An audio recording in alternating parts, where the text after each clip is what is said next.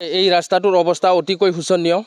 তো এই বিষয়ে আমি ৰাইজে এদিনাখন গৈ পেলাই বিধানসভাৰ অধ্যক্ষ তথা পানেৰী সমষ্টিৰ MLA এখেত সন্মানীয় বিশ্বজিৎ দৈমাৰী ডাঙৰীয়াদেৱৰ লগত কথা পাতিছিলোঁ আৰু ৰাস্তাৰ অতিকৈ বেয়া হোৱাৰ কথাখিনিও পাতিছিলোঁ। তো বিধায়কগৰাকীয়ে আমাক আশ্বাস দিছিল কম দিনৰ ভিতৰতে ৰাস্তাটো শিল বালি পেলাই সুচল কৰিম বুলি। তো সিদিনাখন অধ্যক্ষগৰাকীয়ে মোক ক'লে সোনকালে ৰাস্তাটো ভাল কৰি দিয়া, যিহেতু গাঁৱৰ ল'ৰা ছোৱালী স্কুলত যাব নোৱাৰে, যাতায়াতৰ ব্যৱস্থা অতিকৈ বেয়া।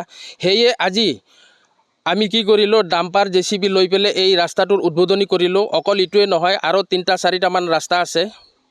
তো সেইখিনিৰো কামো আজি আৰম্ভ কৰিম। তো আমি ৰাইজৰ হৈ আচলতে বিধায়কগৰাকীক ধন্যবাদ দিব বিচাৰিছোঁ, যিহেতু ইমান বেয়া হোৱা ৰাস্তাটো চেন গ্ৰেভেল পেলাই মোক বনাব দিলে।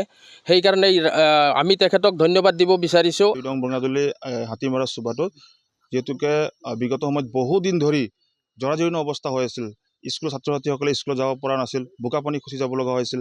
এই অঞ্চলত ক্ষুদ্ৰ চাহ খেতিয়কসকল আছে, তেখেতসকলে ফেক্টৰী যিহেতুকে চাহপাত কঢ়িয়াই নিয়া গাড়ী আচলতে ভালদৰে এই অঞ্চলত যাব নোৱাৰে। সাংঘাতিক ধৰণে যাতায়াত কিন্তু বেয়া আছিল। কিন্তু এই অঞ্চলৰ ৰাইজে সন্মানীয় বিশ্বজিৎ দৈমাৰী ডাঙৰীয়াক, অসম বিধান সভাৰ অধ্যক্ষ ডাঙৰীয়াক কাটৰ অনুৰোধ জনোৱাৰ পিছত তেখেতে তাৎক্ষণিকভাৱে আমাৰ ৰজাগড়ৰ বিশিষ্ট সমাজকৰ্মী সন্মানীয় বিজয় বৈশ্য ডাঙৰীয়াক দায়িত্ব অৰ্পণ কৰাৰ লগে লগে তেখেতে তাৎক্ষণিকভাৱে JCB ডাম্পাৰ লগাই এই অঞ্চলটো নিৰ্মাণ কৰাৰ কাৰণে তেখেতে পদক্ষেপ ল'লে। আৰু আমি শলাগ লৈছোঁ। আৰু বিশ্বজিৎ দৈমাৰী ডাঙৰ যিটো আমাক সহানুভূতি যিটো দেখুৱালে, আচলতে আমি নথৈ আনন্দিত হৈছোঁ। আৰু আমাৰ ননৈ চেৰপাং সমষ্টিৰ ৰজাগড় VCDCৰ বহুকেইটা ৰাস্তা বহু জৰাজীৰ্ণ অৱস্থাত হৈ আছিলে। স্কুলৰ ছাত্ৰ ছাত্ৰীসকল যোৱাৰ অৱস্থা পৰিৱেশ নাই। তাৰপিছত আমাৰ যিহেতু এই অঞ্চলৰ চাহ খেতিয়কৰ গাড়ীসমূহ নিবাৰ কোনো হেৰিয়ে নাছিল, অৱস্থা বেয়া। সেইকাৰণে আমাৰ অসম বিধানসভাৰ অধ্যক্ষ ডাঙৰীয়াৰ আমি অৱগত কৰাত তেখেতে আজি আমাৰ এই অঞ্চলৰ বহুকেইটা ৰাস্তাত আজি মেৰামতি কৰি দিবলৈ আমাৰ এই অঞ্চলৰ সমাজকৰ্মী বিজয় বৈশ্য ডাঙৰীয়াক নিৰ্দেশ দিছিলে।